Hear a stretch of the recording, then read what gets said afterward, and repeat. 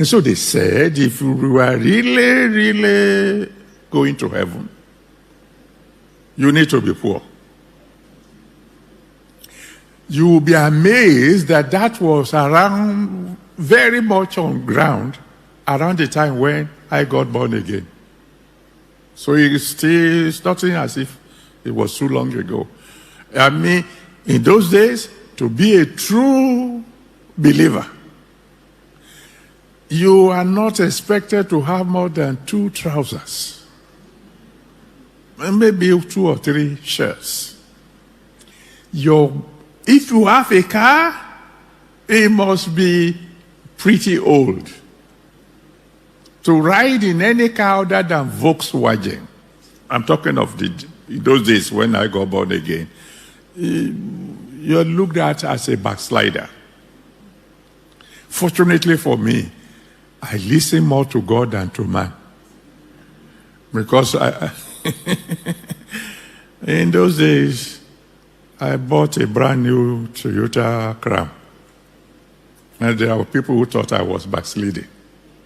But somehow, I knew then that you can be the richest person in the world and make it to heaven.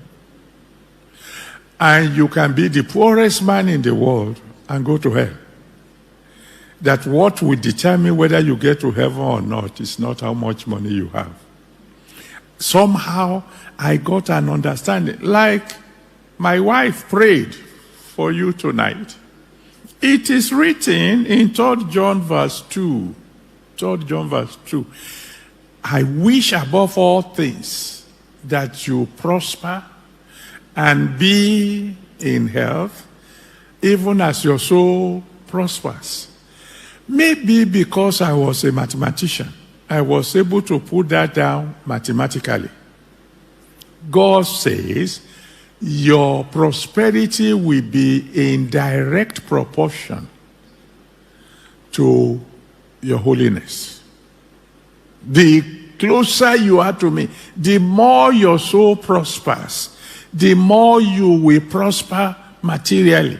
That's what is written. The more you prosper, your soul prospers, the healthier you are to become. I saw that. I grabbed it. If you have seen that before now, congratulations. If you have not, you better grab it now. Don't let the sacrifice of Jesus Christ over you be in vain. Because I read in the scriptures, the reason he became poor is so that we can be rich. But the devil was aware that we will not be able to spread the gospel as quickly as we ought to if we don't have resources.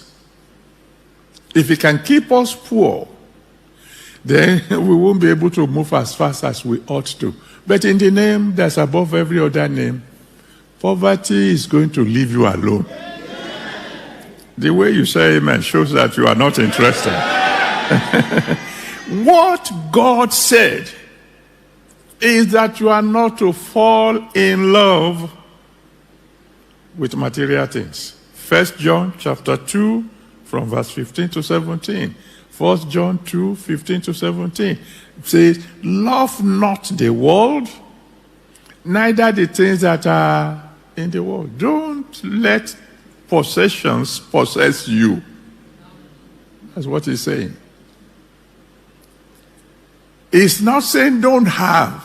He's saying whatever you have should not become your controller. And I'll give you an example.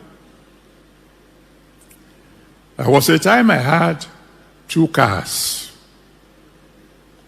One was a Lexus Jeep. The other was Lincoln Navigator Jeep. And I'm telling you, in those days, those were good cars. And then I was praying for a program. And suddenly God spoke to me and said, son, I want you to give me your 2 cars. I want to tell you the truth. I pretended I didn't hear. So I said, which one? Which of the two? Because the little I know about the scriptures, you said if I have two coats, I can give one.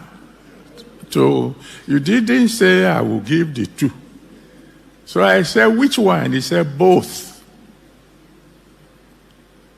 All he wanted to do is to find out.